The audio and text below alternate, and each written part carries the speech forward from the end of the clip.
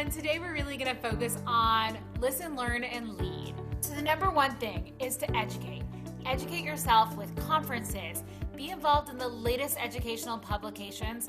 And I think the most important thing for tip number one from my perspective is when you don't understand something, look to learn and listen, and especially learn with an open heart and an open mind. I think that's actually deceptively difficult to do, because in order to do that, you really need to be comfortable in the space that you're in, because it takes a lot to admit that you don't know something. So you have to feel comfortable that you don't know something, and it's okay to ask someone else for help, even if it adds to how much you are and what kind of an expert you are and how up the ranks you are in your profession, if you're willing to admit you don't know something. And I think that's the hardest part of that learning aspect. We listen to understand versus like sometimes we're listening just to make a rebuttal, right? You're talking at me and I'm already formulating my comeback at you as you speak.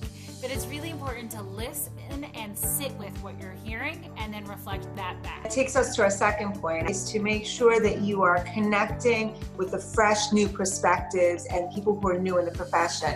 And I think it is hard to listen with an ear and a humble aspect when you have someone who's new and coming up the ranks, because right off the bat, your instinct might be, oh, let me tell you how to do it. Let me tell you how it's always been done.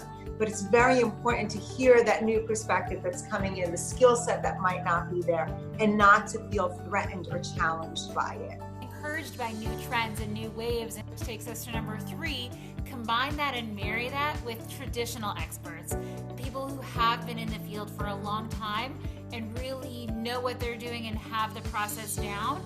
And you want to take sort of those two spectrums and marry them together to really get the best results.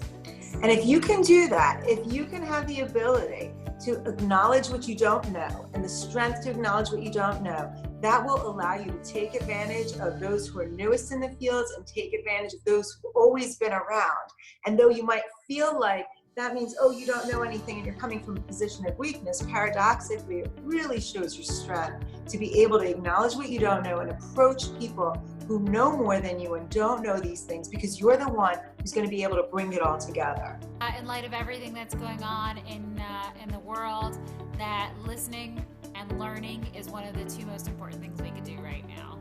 True. Thanks so much, Charlene. Thank you. See you next time. Take care.